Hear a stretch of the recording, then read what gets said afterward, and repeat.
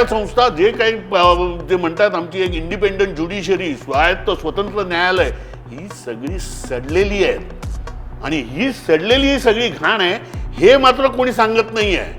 आणि आता मात्र चाललेलं आहे की त्या राजपुत्रावरती कोणा ब्रिटनच्या राजपुत्रावरती कारवाई करायची आहे, कोणाचे राजीनामे आहेत, कोणाचं अमुक आहे. परंतु ही सगळी व्यवस्था ज्याला आपण म्हणतो liberal democratic values, liberal democracy, उदारमतवादी लोकशाही, भांडवलशाही, ही सगळी कशी पोखरली गेलेली आहे हे याच्यातनं दिसतं. डॉइश बँकेने किती पैसे दिले त्याला? म्हणजे असं आहे की JP मॉर्गनमध्ये त्याचं खातं होतं. JP मॉर्गननी ज्यावेळेस हे प्रकरण उघडकीस आलं आणि त्याला शिक्षा झाली असं म्हटल्यानंतर आणि अमेरिकेत खूप प्रकरणं यायला लागली या सगळ्या ज्या व्हिक्टिम्स आहेत त्यांची, त्याच्यानंतर JP मॉर्गननी त्याचं खातं बंद केलं. त्या व्हिक्टिम्सना कॉम्पेन्सेशन देऊ केलं की आमच्यामुळे तुम्हाला त्रास झाला म्हणून. त्याच्यानंतर डॉइश बँकेने तो मरेपर्यंत त्याचं खातं तिथे ठेवलेलं होतं. भारत सरकारच्याकडे काहीच नाही बाकी. समजा त्या सुप्रीम कोर्टाने ट्रम्पला असा अधिकार आहे असा निर्णय दिला तर भारतातला शेतकरी अक्षरशः भुईसपाट होणार आहे. नितीन रिंडेंनी एक प्रतिक्रिया माझ्या फेसबुक पोस्टवरती लिहिली, ती मुद्दाम वाचून दाखवतो म्हणजे आपल्याला मराठी लोक काय आहेत आणि मराठी संस्कृती काय आहे याचं किमान भान यावं.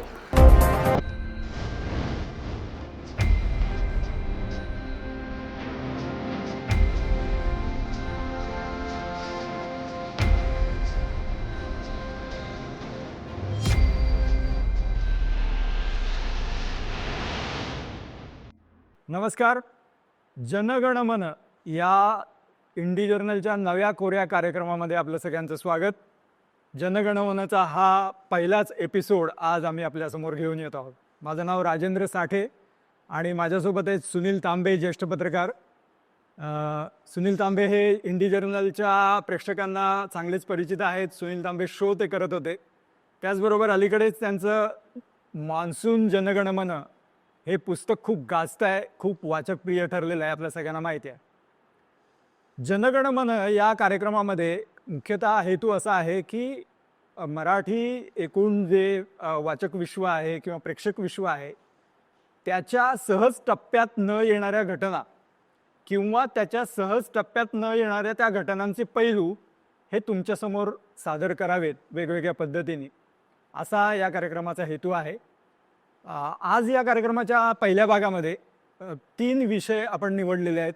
एक म्हणजे एप्स्टीन फाईलच्या संदर्भातला आहे, दुसरा आहे तो भारत आणि अमेरिका यांच्यामधला जो व्यापार करार आहे त्याच्या संदर्भातला आहे, आणि तिसरा विषय हा कोलकाता आणि केरळ याच्यामध्ये जे पुस्तक प्रदर्शनं झाली आणि ज्यांची खूप जागतिक पातळीवर ज्या पद्धतीची म्हणतात अशी चर्चा होत असते, पण महाराष्ट्रात दुर्दैवाने त्याची काही फारशी दखल घेतली जात नाही, त्यामुळे आपण त्याचा विचार करू. तर पहिला आपला विषय जो आहे तो एप्स्टीन फाईलच्या संदर्भातला आहे. एप्स्टीन फाईलचा मुद्दा हा बातम्यांमधून आपल्यापर्यंत सगळ्यांपर्यंत पोहोचलेला आहे, पण त्याचे जे अनेक पैलू आहेत आणि त्याची चर्चा ही पुरेशी झालेली नाही असं वाटतं. विशेषतः त्यातला सेक्स किंवा सेक्शुअल एक्सप्लॉयटेशनचा जो मुद्दा आहे त्याच्याविषयी खूप काही बोललं गेलं आणि त्याच्याचमुळे खूप प्रक्षोभ उसळलेला आहे. पण त्यानिमित्ताने अमेरिकेची सिस्टीम असेल किंवा इतर देशांची जी सिस्टीम असेल ती काय प्रमाणात सडलेली आहे त्याची जी काही चित्र समोर येत आहेत आणि त्याच्यातून काय नेमकं आपल्याला दिसतं आहे याच्याविषयी खरी चर्चा व्हायला पाहिजे. आणि भारतावर त्याचे जे परिणाम झाले त्याने भारताचा जो प्रतिसाद आहे त्याच्याबाबत पण आपण त्या दृष्टिकोनातून बघितलं पाहिजे मला असं वाटतं.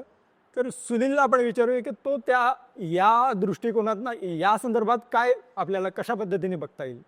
पहिली गोष्ट म्हणजे एप्स्टीन फाईल म्हणजे बाहेर आलेले आहेत, त्याच्यामध्ये हजारो व्हिडिओज बाहेर आलेले आहेत, लाखो कागदपत्र बाहेर आलेली आहेत आणि त्याच्यातनं मिळालं काय? म्हणजे प्रश्न असा आहे की त्याच्यामध्ये म्हणजे आता असं झालेलं आहे की तो एक राजकीय फुटबॉल झालेला आहे की रिपब्लिकन्स आहेत ते डेमोक्रॅट्सकडे बॉल तोलवत आहेत, डेमोक्रॅट्स रिपब्लिकनकडे तोलवत आहेत, क्लिंटन आहे, अमुक आहे, ही सगळी अशी ती चालू आहे. पण मुद्दा त्यातला असा आहे की पहिल्यांदा हे केव्हा सुरू झालं तो 2007 साली 82 पानांचा दस्तावेज अमेरिकेच्या फेडरल कोर्टामध्ये दाखल झालेला होता आणि त्याच्यामध्ये 14 वर्षाच्या एका मुलीची कैफियतही होती. पण ते प्रकरण पद्धतशीरपणे दाबून टाकण्यात आलं आणि त्याच्यामध्ये जेव्हा या पीडितांनी चौकशी केली तेव्हा त्यांना सांगण्यात आलं की आम्ही त्याची चौकशी तपास सुरू आहे असं उत्तर देण्यात आलं. आणि प्रत्यक्षात म्हणजे आता हे जे प्रकरण बाहेर काढलं ती जी पत्रकार होती जुली तिचं नाव काय काय जुली ब्राऊन. जुली ब्राऊनने असं म्हटलेलं आहे त्याच्यामध्ये की समाजातली प्रत्येक जबाबदार संस्था याला कारणीभूत आहे, हे सगळं कव्हरअप करण्याला किंवा पांघरून घालण्याला. आणि तिने याच्यामध्ये म्हणजे आपल्याला एक तर दिसतं न्यायालय, दुसरी गोष्ट म्हणजे सरकार, तिसरी गोष्ट राजकारणी, चौथी बँका, पाचवे विद्यापीठं, संशोधन संस्था, हे सगळे त्याच्यात इन्व्हॉल्ड आहेत. आणि हे एवढ्यासाठी गंभीर आहे की हेच अमेरिकन आणि सगळे युरोपियन लोक जे असतात ते सगळ्या जगाला लोकशाही, मानवी हक्क आणि अकाउंटेबिलिटी काय असते, अमकं काय असतं याच्यावरती प्रवचनं देत असतात. म्हणजे कम्युनिझमचा विरोध करण्यासाठी अमेरिकेने व्हिएतनामवरती इतके म्हणजे दुसऱ्या महायुद्धापेक्षा सर्वाधिक बॉम्ब व्हिएतनामवरती टाकले, कारण कम्युनिझमचा पाडाव करायचा आहे, तिकडे लोकशाहीची स्थापना करायची वगैरे वगैरे याच्यासाठी. म्हणजे त्यावेळेचं समजा आपण त्या डॉक्युमेंटरीज बघितल्या तर ते अमेरिकन सैनिक सांगतात की आम्ही लोकशाहीच्या स्थापनेसाठी लढायला चाललो. अशा प्रकारे हे सगळे करत होते. पण प्रत्यक्षात अमेरिकेतली आणि या पाश्चात्य जगातल्या सगळ्या सिस्टम्स म्हणजे आता त्याच्यामध्ये हा कोण तो आपला भाषातज्ञ कोण तो चॉम्स्की, नॉम चॉम्स्की पण त्याच्यामध्ये इन्व्हॉल्ड आहे. हे विद्वान नॉम चॉम्स्की सतत हे करत असतो, परंतु नॉम चॉम्स्की त्याच्यामध्ये इन्व्हॉल्ड आहे. हार्वर्ड विद्यापीठाचे 30 सायंटिस्ट त्याच्यामध्ये इन्व्हॉल्ड आहेत असं नेचरने जाहीर केलंय. नेचर या सायंटिफिक मॅगझिनने जाहीर केलेलं आहे की हार्वर्ड विद्यापीठातले 30 शास्त्रज्ञ त्याच्या प्रकरणात आहेत. हा काय प्रकार आहे? या हार्वर्ड विद्यापीठाला जेफ्री एपिस्टिनने काही महिन्यामध्ये 6 मिलियन म्हणजे $60 लाख वगैरेची ही दिलेली होती आणि त्याच्यामध्ये त्याचं ऑफिस होतं. आणि त्या एका विद्यार्थ्याने तर संशोधन प्रकल्प सादर केला.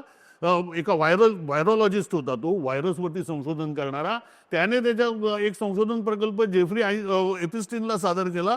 त्याच्यात असं म्हटलेलं होतं की कॉलेज महाविद्यालयीन मुलांच्या महाविद्यालयीन मुलांचं लैंगिक वर्तन या विषयावरती मला संशोधन करायचं आहे. ह्याच्यासाठी हे करत होते. म्हणजे ह्या इकडच्या संशोधन संस्था, इकडचे राजकारणी, इकडच्या लोकशाही संस्था, इकडचं न्याय संस्था, जे काही जे म्हणतात आमची एक इंडिपेंडंट ज्युडिशरी, स्वायत्त स्वतंत्र न्यायालय, ही सगळी सडलेली आहेत. आणि ही सडलेली सगळी घाण आहे हे मात्र कोणी सांगत नाही आहे. आणि आता मात्र चाललेलं आहे की त्या राजपुत्रावरती कोणा ब्रिटनच्या राजपुत्रावरती कारवाई करायची आहे, कोणाचे राजीनामे आहेत, कोणाचं अमुक आहे. परंतु ही सगळी व्यवस्था ज्याला आपण म्हणतो liberal democratic values, liberal democracy, उदारमतवादी लोकशाही, भांडवलशाही, ही सगळी कशी पोखरली गेलेली आहे हे याच्यातनं दिसतं. त्याच्यात 2-3 मुद्दे ॲड करतो मी फक्त, की खरं तर 1998 सालीच पहिल्यांदी एका मुलीने याच्याबाबत तक्रार केलेली होती, पण ती दडपली गेलेली आहे.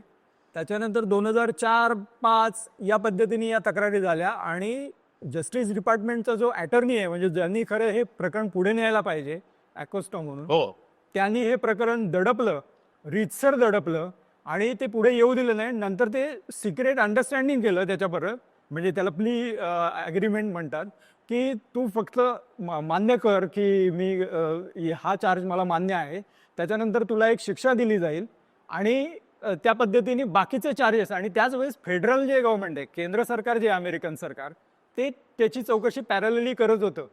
त्यातले बरेच जे पुरावे, चौकशी जी काही होती ती त्यांनी दडपली, मागे टाकली गेली.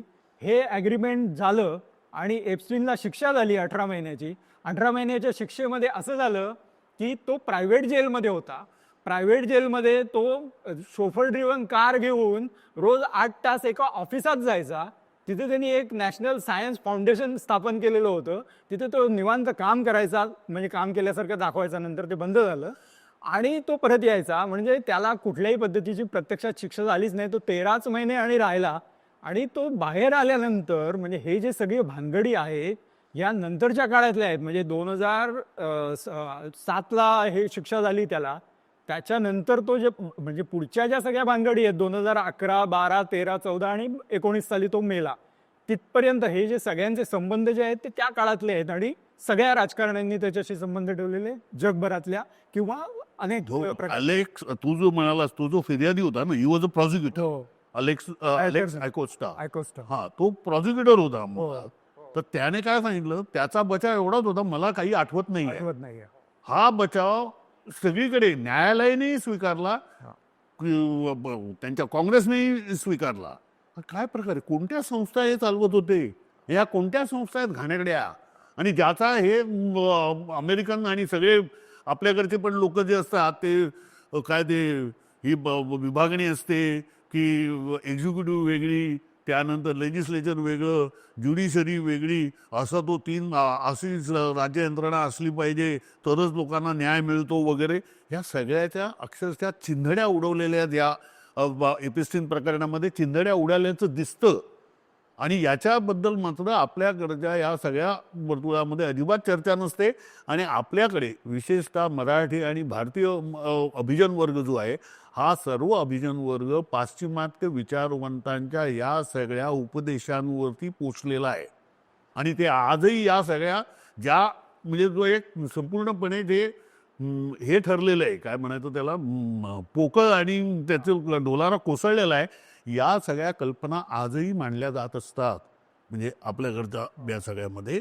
तेव्हा हा एक मोठा बोध एपिस्टीन की, आणि या बँका बघ ना, म्हणजे डॉईश बँकेने किती पैसे दिले त्याला. म्हणजे असं आहे की जेपी मॉर्गन मध्ये त्याचं खातं होतं. हा, जेपी मॉर्गननी ज्यावेळेस हे प्रकरण उघडकीस आलं आणि त्याला शिक्षा झाली असं म्हणल्यानंतर, आणि अमेरिकेत खूप प्रकरणं यायला लागली या सगळ्या ज्या व्हिक्टिम्स आहेत त्यांची, त्याच्यानंतर जेपी मॉर्गननी त्याचं खातं बंद केलं. त्या व्हिक्टिम्सना कॉम्पेन्सेशन देऊ केलं की आमच्यामुळे तुम्हाला त्रास झाला म्हणून. त्याच्यानंतर डॉईश बँकेने तो मरेपर्यंत त्याचं खातं तिथे ठेवलेलं होतं, आणि मग डॉईश बँक आता त्याचे कॉम्पेन्सेशन त्यांना द्यावं लागलं, या सगळा आरडाओरडा झाला म्हणून. पण म्हणजे 2011 ते 2019 जवळपास हे सगळे त्याचे व्यवहार उघड झालेले असताना सुद्धा, जसं तू म्हटला, त्याचं खातं तिथे ठेवलेलं होतं, त्याला कर्ज दिलेलं गेलेली होती, त्याचे व्यवहार सगळे केले गेलेले होते. तर हे फारच भयंकर, म्हणजे सगळ्या फिनान्शियल इन्स्टिट्यूशन्स त्याच्यामध्ये सामील असणं. आणि आणखीन एक त्याच्यातला गमतीचा भाग असा आहे की एप्स्टीनची जी सुरुवात आहे 1980 साली, तो बेअर स्टेन नावाची इन्व्हेस्टमेंट बँक आहे, त्याच्यामध्ये तो अगदी ज्युनियर ऑफिसर म्हणून तिथे लागला. आता हीच बेअर स्टेन 2008च्या मंदीमध्ये बुडाली आणि नंतर तिला जेपी मॉर्गननी घेतली. आणि त्या बेअर स्टेनमध्ये आणि ते जे सबप्राईम घोटाळा ज्याला म्हटला जातो, तो सबप्राईम घोटाळ्यामध्ये बेअर स्टेन अडकलेली होती किंवा त्याच्यामुळे ती बुडाली या सगळ्या ह्याच्यामध्ये. आणि त्याच्या चालकांविषयी काहीतरी माहिती हा एप्स्टीन देईल असं सांगून ॲकोस्टाने असं पण त्याच्यात एक सूचित केलेलं आहे, म्हणून त्याच्याविषयी आपल्याला सॉफ्ट जायला पाहिजे आणि त्याला जास्त शिक्षा करता कामा नये. म्हणजे हे व्यवहार कशा पद्धतीने होतात, की कुठल्या थराला जाऊन होतात, या सगळ्या म्हणजे इतके दिवस सुट्या पद्धतीने आपण ह्या सगळ्या गोष्टी ऐकतच असतो किंवा बोलतच असतो.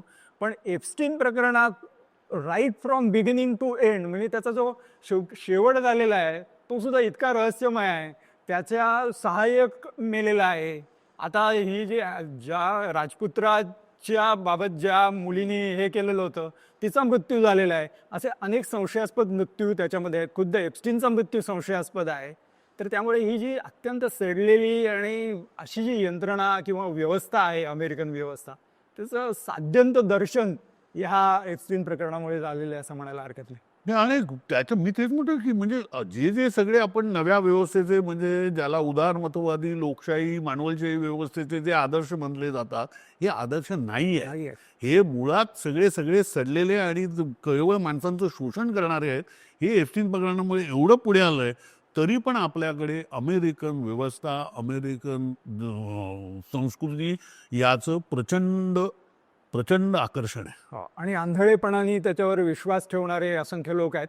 एक शेवटचा मुद्दा या एपिसोडच्या संदर्भातला, की याचा भारताच्या संदर्भातल्या ज्या गोष्टी झालेल्या आहेत, की हरदीप सिंग पुरी यांनी अनेक वेळेला एप्स्टीनशी संवाद साधलेला आहे. हरदीप सिंग पुरी हे फॉर्मर डिप्लोमॅट, म्हणजे माजी राजनैतिक अधिकारी आहेत, आणि ते भारतीय जनता पक्षात सामील झाल्यानंतर मोदी सरकारच्या वतीने जवळपास एप्स्टीनशी बोलत होते, अशा पद्धतीचे तपशील काही समोर आलेले आहेत. काँग्रेसने तसे आरोप केलेले आहेत. ह्याच्यातला माझ्या मते महत्त्वाचा मुद्दा असा आहे या सगळ्या याच्यामध्ये, की आपल्याला ते सेक्शुअल एक्सप्लॉयटेशन आणि याच्यामुळे भयंकर प्रक्षोभ होतो, आणि तो साहजिक आहे, बरोबर आहे, आणि त्या दृष्टीने त्यांनी माफी मागितली पाहिजे किंवा राजीनामा दिला पाहिजे, ही गोष्ट बरोबरच आहे. पण मुळामध्ये असं आहे की मोदी सरकारच्या वतीने ट्रम्पशी अशा पद्धतीने, की मोदी सरकारला ट्रम्पची भेट घेण्यासाठी अशा एप्स्टीन सारख्या माणसाची मदत घ्यावी लागावी, हाच एक मुळात त्यातला संशयास्पद प्रकार आहे. आणि याचं कारण असं आहे की एप्स्टीन हा एहूद बराक जे इस्रायलचे माजी पंतप्रधान आणि डिफेन्स मिनिस्टर होते त्यांच्याशी संबंधित होता. हे एहूद बराक हे पेगाससचं जे पूर्वसुरी आहे त्या पद्धतीचं सॉफ्टवेअर डेव्हलप त्यांनी केलेलं होतं आणि ते त्यांनी विकलेलं होतं अनेक देशांना. आयव्हरी कोस्ट सारख्या देशांमध्ये सुद्धा खपण्यासाठी सुद्धा त्यांनी मदत केलेली होती. तर त्यामुळे हे बघायला पाहिजे. आणि 2017 साली मोदींच्या ज्या भेटीविषयी एप्स्टीन बोललेला आहे त्याच भेटीमध्ये असं बोललं जातं की ते पेगासस सॉफ्टवेअरचा व्यवहार झाला किंवा पेगासस सॉफ्टवेअर इकडे आलं. अर्थातच भारत सरकारने त्याचा इन्कार केलेला आहे, पण आपण इथे सांगायला पाहिजे. पण या सगळ्या गोष्टी खरं तर खणून काढल्या पाहिजेत किंवा या सगळ्या गोष्टींचे हे जे धागे आहेत ते जोडले पाहिजेत.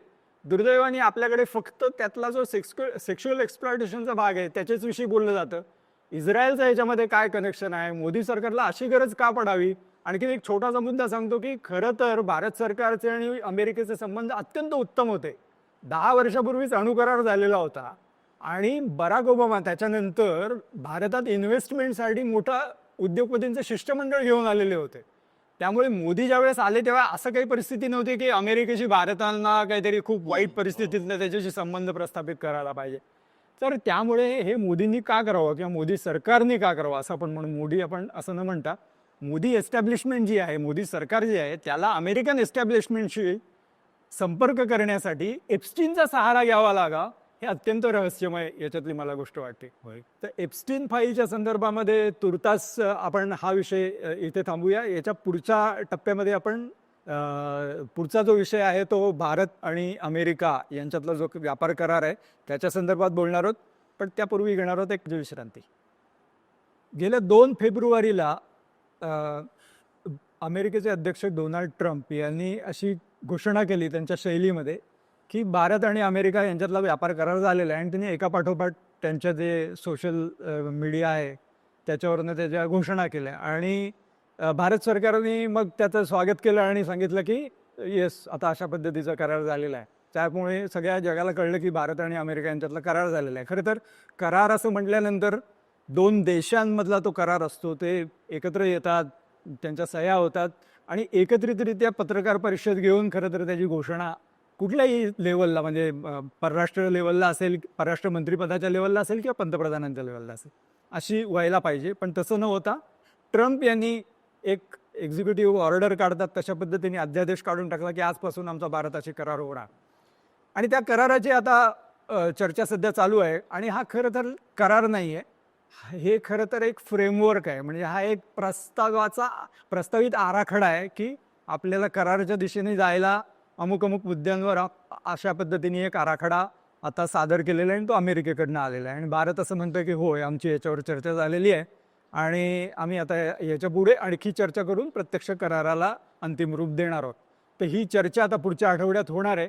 तर या संदर्भामध्ये सुनील काय सांगता येऊ शकेल की आत्तापर्यंत जे भारत आणि अमेरिका कराराच्या संदर्भात बोलले गेले ते मुख्यतः कृषी म्हणजे शेतकऱ्यांना कितपत फटका बसणार आहे अशा पद्धतीने झालं, त्याच्याविषयी आपण बोलूया. आणि बाकीचा फटका भारताला काय बसणार आहे किंवा काय भारताला फायदे आहे याच्या संदर्भात काय सांगशील? 2 गोष्टी आहेत त्याच्यामध्ये. एक तर पहिल्यांदा आपल्यावरती 50% टॅरिफ लागू करण्यात आलं, 25%. आणि तेही म्हणजे WTOचे जो प्रकार आहे जागतिक व्यापार संघटनेच्या चौकटीमध्ये हे अतिशय बेकायदेशीर आहे. परंतु जागतिक व्यापार संघटना आता पूर्णपणे डिफंक्ट झालेली आहे पूर्णपणे. त्यामुळे आता त्याच्याबद्दल तो वेगळा विषय आहे. परंतु त्यांनी लागू केलं 25% टॅरिफ. आणि त्यानंतर आपण रशियाकडनं हे घेतोय, स्वस्त तेल घेतोय म्हणून ॲडिशनल 25% असं 50% टॅरिफ लावण्यात आला. आता तू बघशील तर ते ट्रम्पने जे हे केलंय पहिलं जे 2 तारखेचं त्याचं सोशलवरचं जे हे आहे त्याच्यामध्ये त्यांनी असं म्हटलेलं आहे की आम्ही 18% कमी करू दे, 50%वरनं 18%वरती आणू. त्याच्यामध्ये या 25% जे ॲडिशनल टॅरिफ जे लावलं म्हणजे आयात कर लावला रशियाच्या तेलाचा, याचा उल्लेख नाही आहे, तो नंतर आलेला आहे. त्याच्यानंतर त्याने असं म्हटलं की आता आम्ही एक कमिटी स्थापन करू, ती कमिटी नजर ठेवेल की हे यांनी समजा घेतलं रशियाकडनं तुम्ही तेल घेतलं भारताने तर आम्ही पुन्हा 25% आणू. म्हणजे आत्ता जे 18% आहे ते पुन्हा 18 अधिक 25 असं होईल. मात्र ते जे आपलं जे संयुक्त निवेदन आहे त्या संयुक्त निवेदनामध्ये कुठेही रशियाच्या तेलाचा उल्लेख नाही आहे. त्याचं एक महत्त्वाचं कारण असं आहे की आत्ता अमेरिकेच्या सर्वोच्च न्यायालयामध्ये एक केस चालू आहे आणि त्यानुसार त्याच्यामध्ये ट्रम्पला म्हणजे राष्ट्राध्यक्षाला एकतर्फी अशा प्रकारचे आयात कर लावता येतात का याच्यावरती निर्णय होणार आहे. हा समजा निर्णय ट्रम्पच्या विरोधात गेला तर ही जी आत्ता जे आपण म्हणतोय संयुक्त निवेदन त्यातले सगळे तपशील बदलतील. आत्ताचं जे संयुक्त निवेदन जे आहे हे ट्रम्पने आपल्या म्हणजे त्याच्या म्हणजे डोक्याला पेसून लावूनच करून घेतलेलं आहे. म्हणजे असं कधीच नसतं ना की अमेरिका सांगते त्याच्यामध्ये त्या जॉईंट स्टेटमेंटमध्ये संयुक्त निवेदनात असं म्हटलेलं आहे की अमेरिका भारतावरच्या जे काही वस्तू येणार आहेत त्याच्यावरती 18% कर लावेल आणि भारताने मात्र जे कर लावायचे ते जे काही असतील त्याच्यावरनं आम्ही 0% आणू अशा प्रकारची कमिटमेंट आहे. हा म्हणजे हा करार सरळ सरळ भारताच्या विरोधातच आहे. भारताला म्हणजे अमेरिकेला पक्षपाती आहे अशा प्रकारचं आहे. आता त्यातले अनेक भाग आहेत ते नको पण आता आपण प्रामुख्याने ते शेतीवरती हे करूया. ते शेतीवरती करायचं झालं तर त्याच्यामध्ये 3 विषय आहेत. एक म्हणजे आपण त्यांची ड्युटी फ्री आयात कशाची करणार आहोत. ते एक तर सोया तेलची करणार आहोत. सोयाबीनपासून जे तेल निघतं त्याची करणार आहोत. दुसरी गोष्ट ते जे हे म्हणतात काय त्याला भुसा म्हणजे मक्याचा भुसा म्हणजे ऍक्च्युअली मका किंवा ड्राय डिस्टिलर्स ग्रेन्स म्हणजे मक्याच्या पासून इथेनॉल केल्यानंतर उरलेला जो भाग असतो मग भुसा असतो त्या भुसा आणि तिसरं म्हणजे लाल ज्वारी आणि चौथं हे काय सफरचंद आणि नट्स म्हणजे हे बदाम वगैरे. ते बदाम वगैरे तर काही प्रॉब्लेम नाही पण सफरचंदाच्या आयातीचा फटका जम्मू काश्मीरला आणि हिमाचल प्रदेशला मोठ्या प्रमाणावरती बसणार आहे आणि त्यांनी तिकडच्या शेतकऱ्यांनी तिकडे हे सुरू केलेलं आहे. दुसरी गोष्ट आता एक आहे ती म्हणजे सोयाबीन. तर सोयाबीनचं आपण असं बघतोय की सोयाबीन म्हणजे महाराष्ट्रामध्ये आज सोयाबीनच्या लागवडीखाली जवळपास 51 लाख हेक्टर जमीन आहे आणि याच्यामध्ये मध्य प्रदेशात 52 लाख हेक्टर जमीन आहे. आता सोयाबीनला जो काही आधारभूत किंमत होती ती सोयाबीनची आधारभूत किंमत आहे 5,328 प्रति टन प्रति क्विंटल असते. तर ती आता याच्यावरती प्रति क्विंटलची ती आत्ता मिळते त्यांना शेतकऱ्यांना मिळतोय आत्ता भाव तो 3,942 मिळतोय. म्हणजे जवळपास जी आधारभूत किंमत केंद्र सरकारने जाहीर केलेली आहे त्याच्या 26% भाव मिळतोय कमी आणि त्याचं हा कराराची बातमी आल्यानंतर भाव आणखीन कोसळले. म्हणजे शेतकऱ्यांचं किती नुकसान होणार आहे याची कल्पना येऊ शकते. हीच गोष्ट मक्याबाबतही आहे. मक्याच्या बाबतीमध्येही महाराष्ट्र पुढे आहे आणि हा मका एवढ्यासाठीच की मका आणि सोयाबीन याचं दोघांचंही म्हणजे जो काही भुसा आहे हा पशुखाद्यासाठी वापरला जातो. पशुखाद्य आणि अर्थातच म्हणजे त्याच्यामध्ये कोंबडी पण म्हणजे कोंबड्यांचंही असतं आणि जनावरांचंही असतं. तर हा जो आहे हा समजा आपल्याला इकडचे जी कोणती डेअरी इंडस्ट्री असेल किंवा पोल्ट्री इंडस्ट्री असेल यांना समजा एवढ्या स्वस्तामध्ये अमेरिकन पशुखाद्य मिळणार असेल तर ते इकडच्या शेतकऱ्यांकडनं का घेतील. साहजिकच मक्याचे आणि याचे जे भाव आहेत ते कोसळतात. म्हणजे आता याचे तर कोसळलेच सोयाबीनचे ते केवळ स्पेक्युलेशन्समुळे कोसळलेले आहेत प्रत्यक्षात नाही. पण मक्याच्या बाबतीतही असंच होण्याची शक्यता आहे आणि मक्याच्या अंडर आपल्याकडचं क्षेत्र खूप मोठं आहे. म्हणजे मध्ये महाराष्ट्र कर्नाटक वगैरे अनेक राज्यांमध्ये तेलंगणामध्ये पण मका लावला जातो. आणि याहीपेक्षा मोठा प्रश्न होणार आहे तो आपल्या टेक्स्टाईल इंडस्ट्रीचा. कारण टेक्स्टाईल इंडस्ट्रीमध्ये असं होतं की आपण समजा त्यांच्या म्हणजे आपल्यावरती 18% ड्युटी आहे बांगलादेशवरती नाही आहे. बांगलादेशमध्ये कापसाचं उत्पादनच नसतं तेव्हा बांगलादेश ड्युटी फ्री कापूस यांच्याकडनं घेणार अमेरिकेकडनं आणि ड्युटी फ्री वस्त्र जी आहेत ती त्यांना निर्यात करणार. साहजिकच आपला याच्यामध्ये तोटा आहे की बांगलादेशची जे काही इंटरनॅशनल मार्केटमध्ये म्हणजे अमेरिकेमध्ये बांगलादेशच्या कपड्यांना हा कमी हा बसेल आणि आपल्याला जास्त बसेल. आता त्याच्यामध्ये आपल्या कॉमर्स मिनिस्टरने किंवा मिनिस्ट्रीने असं जाहीर केलं की आम्ही मग अमेरिकेतनं 0 ड्युटीने हा इम्पोर्ट करू कापूस आयात करू आणि 0 ड्युटीने विकू. पण ह्याच्यामध्ये शेतकऱ्यांचं काय म्हणजे टेक्स्टाईल इंडस्ट्री सावरेल पण शेतकरी आणि बाकीच्यांचं काय होणार. आणि हा एक मोठा फटका जो आहे हा भारतीय शेतीला बसणार असं दिसतंय. आता त्याच्यामध्ये समजा सुप्रीम कोर्टात अमेरिकेचा काय निर्णय लागतो हे असलं तरी पण सध्या तरी असं दिसतंय की आपली म्हणजे भारत सरकारची जी काही मदार आहे ही अमेरिकेच्या सुप्रीम कोर्टाच्या निर्णयावर आहे. भारत सरकारच्याकडे काहीच नाही आहे बाकी. समजा त्या सुप्रीम कोर्टाने ट्रम्पला असा अधिकार आहे असा निर्णय दिला तर भारतातला शेतकरी अक्षरशः भुईसपाट होणार आहे. आणि त्यातही हे जे सगळे आहेत ना म्हणजे सोयाबीन, कापूस ही जी सगळी आहेत उत्पादनं किंवा मका हे बहुतेक सगळे कोरडवाहू शेतकरी आहेत. म्हणजे ह्याचा फटका पंजाब हरियाणातल्या लोकांना नाही बसणार आहे शेतकऱ्यांना. कारण पंजाबातले शेतकरी प्रामुख्याने तांदूळ आणि गहू याचंच जास्त उत्पादन करतात. पण हा फटका हा इकडच्यांना बसणार आहे. आणि गंमत म्हणजे महाराष्ट्रामध्ये या संबंधामध्ये जी एक शेतकरी संघटना एक मोठी होती एकेकाळी की एक मोठं आंदोलन शेतकरी हे शेतकरी सगळे एकदम म्हणजे मला काय म्हणजे फक्त पत्रकच निघताना दिसत आहे. प्रत्यक्षात रस्त्यावरती काही दिसत नाही आहे. आणि रस्त्यावरती काही असं म्हटलं तर ज्या काही आत्ताच्या ज्या अमेरिकन करार झाल्यानंतरच निवडणुका झाल्या आपल्याकडे या स्थानिक स्वराज्य संस्थांच्या या सगळ्यामध्ये भाजपची सरशी झालेली दिसते. त्यामुळे भारतातले विशेषतः महाराष्ट्रातले शेतकरी हे राजकीय दृष्ट्या पूर्णपणे अडाणी आहेत असं मला वाटतं. त्याच्यात 2-3 मुद्दे आणखीन ॲड करायला पाहिजेत की अमेरिका आणि भारत हे एका पातळीवर नाहीत. मुख्यतः आपण शेतीच्या संदर्भात जेव्हा बोलतो तेव्हा अमेरिकेमध्ये साधारणपणे 19-20 लाख शेतकरी आहेत आणि भारतात 15 कोटी शेतकरी आहेत जवळपास. आणि अमेरिकेतली शेती इंडस्ट्रीच्या पद्धतीने म्हणजे तो उद्योग आहे हे लक्षात घ्यायला पाहिजे. आणि तिथलं ॲव्हरेज लँड होल्डिंग जे आहे ते जवळपास 400 ते 450 एकर एका पर हेड अशा पद्धतीचं आहे. भारतात हेच लँड होल्डिंग आपल्या सगळ्यांना माहिती आहे 2.5 एकर किंवा त्याच्याही 3.5 एकर खाली कमी आहे. आणि खूप मोठ्या प्रमाणात तर खूप म्हणजे 1 एकरपेक्षाही खूप कमी असलेले असे शेतकरी जास्त आहेत. आत्ता जो कोरडवाहूचा जसा मुद्दा सांगितला तसं म्हणजे अमेरिकेतल्या ज्या पद्धतीचे मोठमोठी जी फार्म्स आहेत ते इंडस्ट्रीच्या स्केलवर एक तर ते करतात. दुसरी गोष्ट अशी की तिथे जवळपास 4,200 कोटीची सबसिडी किंवा डॉलर्स एवढ्या प्रमाणामध्ये अमेरिकन सरकार त्यांना वेगवेगळ्या पद्धतीने मदत करतं. म्हणजे क्रॉप इन्शुरन्स असेल, असिस्टन्स असेल. आता अलीकडेच 100 ते 250% सबसिडी आहे या सगळ्याच युरोप म्हणजे अमेरिका आणि युरोपियन देशांमध्ये. तर त्यामुळे या सगळ्या उद्योगाच्या पद्धतीने चाललेल्या आणि सरकार ज्याला समर्थन देत आहे सबसिडी घालून 100, 200, 250% अशा पद्धतीची एका बाजूला शेती आहे आणि दुसऱ्या बाजूला ही कोरडवाहू 1 एकरवाले आणि कसे बसे गुजारा करणारे अशा पद्धतीची ही शेती आहे. यांच्यामधला अत्यंत विषम असा मुकाबला आहे हे लक्षात घ्यायला पाहिजे.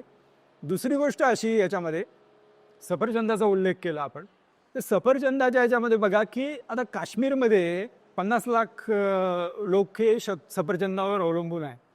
काश्मीरची लोकसंख्या ही साधारणपणे 1,30,00,000 वगैरे आहे. म्हणजे जवळपास निम्मे लोक हे त्या सफरचंदाच्या शेतीवर या ना त्या निमित्ताने अवलंबून आहे. जेव्हा अमेरिकेतली सफरचंद इथे येतील त्याच्याही संदर्भात अनेक बातम्या प्रसिद्ध झालेल्या आहेत.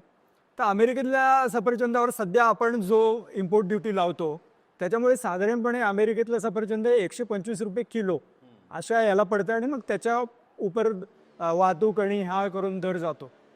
आता जी इम्पोर्ट ड्युटी कमी होईल त्याच्यामुळे तो जो दर आहे तो 100 रुपये किलो अशा पद्धतीचा होईल. दुसरी गोष्ट अशी की युरोपियन महासंघाच्या बरोबर आपण जो करार केलेला आहे त्याच्यामुळे युरोपमधलं जे सफरचंद आहे ते जवळपास 95-96 रुपये किलो एवढ्यालाच मिळणार आहे. तर अशा प्रकारे जर मोठ्या प्रमाणात तिथली सफरचंद इथे आली आणि तिथेही पुन्हा हे लक्षात घ्यायला पाहिजे की ते पुन्हा इंडस्ट्रियल स्केलवर करतात. म्हणजे तिथली सफरचंदाची जी उत्पादकता आहे ती आपल्या जवळपास 7-8 पट आहे आणि आपण फक्त त्या 2 राज्यांमध्ये तिथे ती पिकवतो कारण हवामान आणि हे बाकीचे घटक आहे. तर त्या 2 राज्यांसाठी तो जीवन मरणाचा प्रश्न आहे. वेरस तिकडच्या यांच्यासाठी ती एक इंडस्ट्री आहे लक्षात घ्यायला पाहिजे. म्हणजे जेव्हा ती सफरचंद इथे येतील पुन्हा त्या सफरचंदाच्या शेतीलाही अनुदान असतंच ते असतंच ते म्हणजे म्हणूनच त्यामुळे ते इंडस्ट्रीच्या पद्धतीने जातात. वेरॅज इथे मात्र तो एका म्हणजे अशा पद्धतीने जर सफरचंद आली तर एका राज्याची संपूर्ण अर्थव्यवस्था कोसळला. कोसळेल, उद्ध्वस्त होईल किंवा बर्बाद होईल अशा पद्धतीचं चित्र आहे. आणि हे भारताचं वैशिष्ट्य आहे म्हणजे अशा याच्या पद्धतीने. आणि सेम वे सोयाबीन किंवा हे जे हे आहे, तर त्यामुळे शेतकऱ्यांनी जसं सुनील म्हणाला तसं आता कदाचित ते याचा अभ्यास करत असतील, महाराष्ट्रातले शेतकरी असतील किंवा बाकीचे शेतकरी असतील. आणि येत्या काळामध्ये आता काही मी 1-2 स्टेटमेंट्स बघितली. अनिल घनवट जे भाजपच्या जवळचे मानले जातात त्यांनी काही स्टेटमेंट्स काढलेली आहेत याच्या संदर्भामध्ये, बाकीच्यांनी काढलेली असतील. येत्या काही काळामध्ये याच्या संदर्भात अधिक अभ्यास करून ते जागृत होतील आणि याच्यावर निदान, कारण असं आहे की ते त्यांना सरकारमार्फतच हा दबाव आणावा लागेल या सगळ्या याच्यात. आणि सरकारला याची पुरेशी जाणीव करून द्यावी लागेल की आम्ही तुमच्या मागे नाही किंवा येणार नाही जर तुम्ही हा करार केला तर. कशा पद्धतीने ते पुढे जातात हे आपल्याला बघावं लागेल किंवा दिसेलच. या विषयापुरतं आपण इथेच थांबूया आणि याच्यानंतरच्या जो पुढचा विषय आहे त्याच्याकडे जाण्यापूर्वी एक काही सेकंदाची विश्रांती. तर आजचा आपला तिसरा विषय जो आहे तो पुस्तक मेळ्याच्या संदर्भातला आहे. कोलकात्यामध्ये जगातलं 2ऱ्या क्रमांकाचं एक पुस्तक प्रदर्शन अनेक वर्षांपासून होतं, म्हणजे 50 वर्ष पूर्ण होतील पुढच्या वर्षी त्याला. आणि केरळमध्येही अलीकडेच त्याच धर्तीवर किंवा तमिळनाडूमध्येही त्याच पद्धतीचं अत्यंत व्यापक अशा पद्धतीने परिणाम करणारं पुस्तक प्रदर्शन अलीकडच्या काळामध्ये झालेलं आहे. दुर्दैवाने या पुस्तक प्रदर्शनांच्या भोवती जे वातावरण आहे किंवा त्याच्यामुळे जी एक संस्कृती तिथे निर्माण झालेली आहे, बंगालमध्ये असेल, केरळमध्ये असेल किंवा तमिळनाडूमध्ये असेल, त्याची पुरेशी दखल महाराष्ट्रामध्ये घेतली जात नाही. महाराष्ट्रामध्ये एक ते साहित्य संमेलन, त्याच्यातल्या मारामारी आणि राजकारण याची चर्चा जास्त होते. तर मला असं वाटतं की याच्या संदर्भात बोललं पाहिजे असं आम्हाला वाटलं. सुनीलकडे मी जातो थेट. सुनील, काय सांगशील या संदर्भात? कलकत्त्याची जी बुक फेअर ज्याला म्हणतात, ज्याला पुस्तक जत्रा, बुक फेअर जे काय म्हणतो आपण, इंटरनॅशनल बुक फेअर, ही बोई मेला वगैरे, हे झालं 22 जानेवारी ते 3 फेब्रुवारीपर्यंत सुरू होते.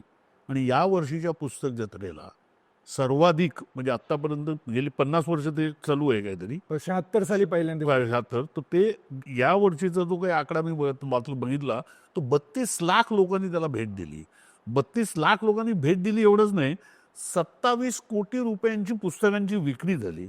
म्हणजे भेट दिलेल्या प्रत्येक व्यक्तीने जवळपास 84 रुपयाची पुस्तकं विकत घेतली, असं सरासरी आकडा दिसतो.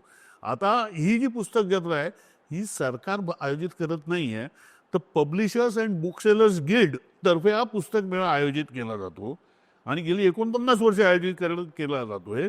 आणि या मेळ्याला भेट द्यायला शेकडो किंवा हजारो बंगाली भाषी हे वेगवेगळ्या राज्यातून तिकडे जातात. म्हणजे हैदराबाद, मुंबई, म्हणजे सगळीकडनं तिकडे जातात, कारण तिकडे ती एक अशी एक संस्कृती जन्मत बसलेली आहे की या पुस्तक मेळ्याला आपण हजेरी लावणं म्हणजे आपण बंगाली आहोत असं आहे. बरं, हे पुस्तक मेळे केवळ कोलकात्यातच होत आहे तसं नाही, तर बंगाली पुस्तकांचे मेळे पुणे, कुलाबा म्हणजे मुंबई, त्यानंतर बंगलोर, हैदराबाद, सिकंदराबाद सगळीकडे आयोजित केले जातात. त्यामुळे पुस्तकांचं वाचन करणं हा बंगाली अस्मितेचा एक अविभाज्य भाग आहे. आणि हेच आपल्याला बांगलादेशातही दिसतं. म्हणजे बांगलादेशाचं समजा आपण हे काढलं, बांगलादेशातही असा पुस्तक मेळा होतो ढाक्याला, तर त्याच्यात बंगाल 21 पुस्तक मेळा असं म्हणतात त्याला.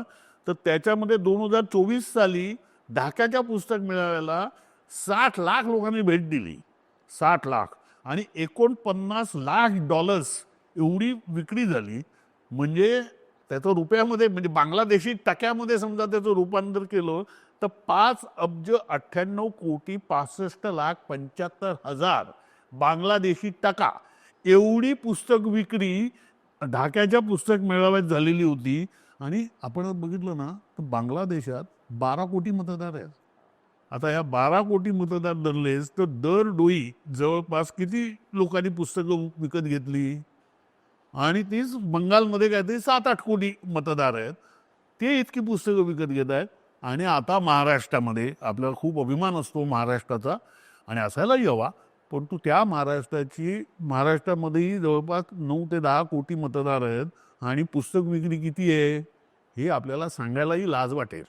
अगदी कुठचाही, म्हणजे हा जो पुण्याचा सध्या तो सुद्धा नॅशनल बुक ट्रस्टने आयोजित केलेला पुस्तक मेळा, म्हणजे सरकारी संस्थेत प्रायव्हेट. हे दोन्ही जे पुस्तक मेळे आहेत हे वेगळे लोक आयोजित करतात.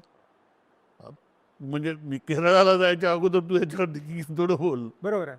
नाही कोलकात्याचा जो मेळावा आहे तो फक्त कोलकात्यातच नाही, जसं सुनीलनी सांगितलं तसं अनेक शहरांमध्ये तो आयोजित केला जातो, बंगालमध्ये सुद्धा. म्हणजे त्यांची जी उपनगरं आहेत तिथं सुद्धा, आणि तिथेही त्याला खूप प्रतिसाद मिळतो, हे एक त्याचं वैशिष्ट्य.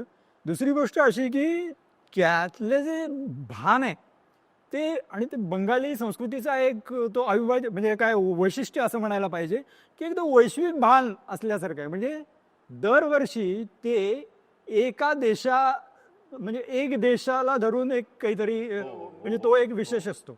जसं की ब्रिटन, फ्रान्स, यावेळेला बांगलादेश, यावेळेस अर्जेंटिना होता. मग अर्जेंटिनाचं जे कोणी प्रसिद्ध असतील लोक ते त्यांना ते बोलावतात. दुसरी गोष्ट अशी की, आणि ह्याच्यामध्ये फक्त अमेरिका, फ्रान्स, युरोप असं म्हणजे ब्रिटन असे पुढारलेले देश नाही आहेत का. हे कम्युनिस्टांच्या राज्यामध्ये होत असल्यामुळे दक्षिण अमेरिकेतले जे क्युबा, चिली वगैरे सारखे देश आहेत ते सुद्धा इथे झळकलेले आहेत. आणि मग तिथे त्यांची सगळी पुस्तकं मांडली जातात, त्यांच्या संबंधीची पुस्तकं मांडली जातात. अनेक देशांचे दूतावास मुद्दाम तिथे येऊन आपलं पुस्तक प्रदर्शनं भरवतात. ऑक्सफर्ड सारखी जी प्रकाशनं आहेत ती मोठ्या प्रमाणात तिथे पुस्तक म्हणजे आपले स्टॉल थाटत असतात. आणि मला असं वाटतं की तिथे खूप मोठे मोठे लेखक तिथे येत असतात. म्हणजे अमिताभ घोष यावेळेस उद्घाटनाला आलेला होता, त्याच्या कादंबरीचं प्रकाशनानेच त्याची सुरुवात झाली. तर अशा पद्धतीने खूप त्याला एक जागतिक स्वरूप असतं एकाच वेळी. म्हणजे त्याचं जे भान आहे, त्याचा जो दृष्टी आहे ती सगळी जागतिक पद्धतीची असते, वैश्विक पद्धतीची असते. आणि त्याच वेळेस बंगालमधल्या स्थानिक पातळीचं म्हणजे ज्याला नेमाडे देशीवाद म्हणतात, तो देशीवाद अगदी प्रगट होत असतो त्या सगळ्या ह्याच्यातनं. अगदी गरीब फाटके लोक सुद्धा तिथे येऊन पुस्तकं वाचत असतात, घेत असतात, ज्याचा आता उल्लेख हाच प्रकार तुला केरळच्या साहित्योत्सवात दिसतो. केरळचा सगळ्यात मोठा साहित्योत्सव समजला जातो आशियातला. आत्ता तो बदलेला होता, 3-4 दिवसासाठी होता. त्याच्यामध्ये 17 देशातले 400 वक्ते होते. कोळी कोडेला तो घेतला जातो, कोझी कोडे नाही, कोळी कोडे मुद्दा म्हणून. तर आपल्याकडे सरसकटपणे कोझी कोडे म्हटलं जातं देश पहिलीमध्ये, तर कोळी कोडे आहे. तर तिकडे तर त्याचं उद्घाटन करायला सुनीता विल्यम्स ही अंतराळवीर ती त्याच्यासाठी आलेली. त्याच्याशिवाय म्हणजे नुसते नोबेल लॉरेटची नावं बघितलीस तरी पण कळतं की जवळपास म्हणजे हे काय हा होता काय अब्दुल रझाक, त्यानंतर अभिजित बॅनर्जी, हे सगळे होते. म्हणजे हे नोबेल प्राइज पारितोषिक विजेते. त्याच्याशिवाय भानू मुश्ताक, त्यानंतर किरण देसाई, रोमिला थापर, शशी थरूर, शोभा डे, असे केवढे टेनिसपटू काय आणि बेन जॉन्सन काय असे सगळे होते. आणि इतकी ती केलेली. आणि त्याच्यामध्ये ह्याचं पण आयोजन जे आहे ते आयोजन केलं जातं DC केळलामुरी फाउंडेशन आणि DC बुक्स यांनी केलेलं आहे. DC केळलामुरी फाउंडेशन म्हणजे हे DC केळलामुरी हे स्वातंत्र्य सैनिक होते, त्यांच्या स्मृतीप्रित्यर्थ हे आयोजित केलं जातं. आणि इथे तुला सांगायला पाहिजे की महाराष्ट्रामध्ये सेलिब्रिटी असं म्हटल्यानंतर सर्वसाधारणपणे हिंदी किंवा मराठी सिनेमातले नट नट्या असं साधारणपणे गृहीत धरलं जातं, किंवा सध्याच्या काळामध्ये भाजपचे राजकारणी. इथे ही सगळी जी यादी तू आत्ता वाचली त्याच्यामध्ये वेगवेगळ्या स्तरातले, वेगवेगळ्या क्षेत्रातले नामवंत आणि जागतिक स्तरावरचे लोक. आणि याचं फेस्टिवल डिरेक्टर जे आहेत ते के सच्चिदानंद हे महान मोठे कवी आहेत केरळचे. म्हणजे असं नाही आहे की तो त्यांचा म्हणजे त्यांच्या हातात दिलेलं आहे. हा कुठेही इथे बाकी कोणी राजकारणी येतात तिकडे, राजकारण्यांचं तर आहेच. म्हणजे आता तो केरळ टुरिझमने पण हे केलेलं आहे, पण हे सगळे येतात. परंतु सगळं म्हणजे आता काय शशी थरूरला पण बोलवतात, पण ते कोणत्या तरी एका विषयावरती नीट बोलतात. आणि या संबंधात मी जे पोस्ट टाकलेली होती त्याच्यावरती नितीन लिंडेनी एक प्रतिक्रिया माझ्या फेसबुक पोस्टवरती लिहिली. ते मुद्दाम वाचून दाखवतो म्हणजे आपल्याला मराठी लोक काय आहेत आणि मराठी संस्कृती काय आहे याचं किमान भान यावं. आता बघा, नितीन रिंडे लिहितात माझ्या फेसबुक पोस्टवरती, भारतीय वर्तमानपत्रातच नव्हे तर महाराष्ट्रातल्या वर्तमानपत्रात म्हणा 16 ते 18 जानेवारी दरम्यान चेन्नई सरकारच्या तामिळनाडू सेंट्रल लायब्ररीने इंटरनॅशनल बुक फेअर भरवलेलं होतं. हे याचं 8वं वर्ष होतं. इथे पुस्तकांची खरेदी विक्री होत नाही, तर विविध देशी विदेशी भाषांमधल्या पुस्तकांच्या कॉपीराईट्सचे व्यवहार होता. पुस्तकांची विक्री होत नाही, तर या कॉपीराईट्सचे व्यवहार होतात. तर याच्यासाठी यंदा भारताबाहेरून आफ्रिका, युरोप, लॅटिन अमेरिका, पूर्व आशिया वगैरे 136 देशांमधले प्रकाशक, लिटररी एजंट्स या बुक फेअरला आलेले होते. या सर्व लोकांचा विमान खर्च, 3 दिवस तारांकित हॉटेलात राहण्याची व्यवस्था तामिळनाडू सरकारने केलेली होती. भारतीय भाषांमधलेही प्रकाशक होते. मराठीतून फक्त दिलीपराज प्रकाशन आणि शब्दालय प्रकाशन या दोघांचेच प्रतिनिधी होते. प्रत्येक देशाला आणि भारतातल्या प्रत्येक भाषेला एक एक टेबल दिलं होतं.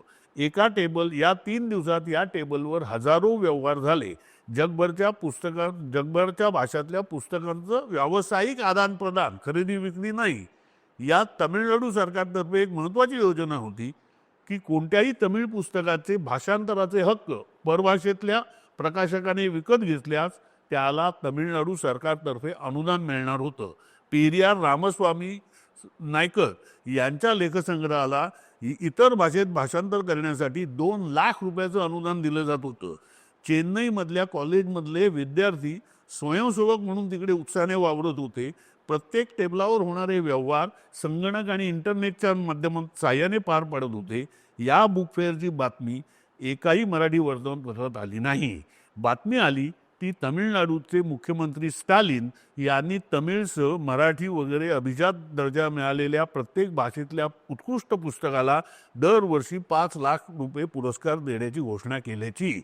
आम्हाला म्हणजे मराठी भाषिकांना फक्त पुरस्कारच महत्त्वाचे वाटतात, अन साहित्य संमेलनानं. आता मराठीच्या विकासासाठी तालुका जिल्हा स्तरावर बाल, स्त्री अशी वेगवेगळी साहित्य संमेलनं भरवायला महाराष्ट्र सरकार 5 कोटी देणार आहे. स्टालिनने पुरस्काराची घोषणा याच बुक फेअरच्या समारंभात केली. आणि हो, या बुक फेअरच्या प्रवेशद्वारावरचा मुख्यमंत्र्यांचा मोठा फलक वगळता राजकीय नेत्यांचे अकराळ विक्राळ कटआउट्स, वाचाल तर वाचाल अशी तोंडची पाचकळ सुभाषितं कुठेही नव्हती. बुक फेअरचं घोषवाक्य सगळीकडे झळकत होतं आणि ते घोषवाक्य होतं conversations between civilisation. Nitin Rinde यांची जी पोस्ट सुनीलनी वाचून दाखवली की पुरेशी बोलकी आहे. मला असं वाटतं की मराठीचा अभिमान बाळगणाऱ्यांनी तो बाळगायलाच पाहिजे, पण जरूर या सगळ्या गोष्टींचा विचार करण्याची गरज आहे. यासोबतच आपण हा एपिसोड इथेच थांबवतोय. पुढच्या वेळेला आपण अर्थातच नवीन विषय घेऊन येऊ, परंतु हा एपिसोड आपल्याला कसा वाटला हे कमेंट बॉक्समध्ये अवश्य नोंदवा. आणि इंडी जर्नल या चॅनलला सबस्क्राईबही करा. हा कार्यक्रम लाईक करा आणि शेअरही करा, जेणेकरून तो यूट्यूबच्या अल्गोरिदममुळे अधिकाधिक लोकांपर्यंत पोहोचेल. धन्यवाद.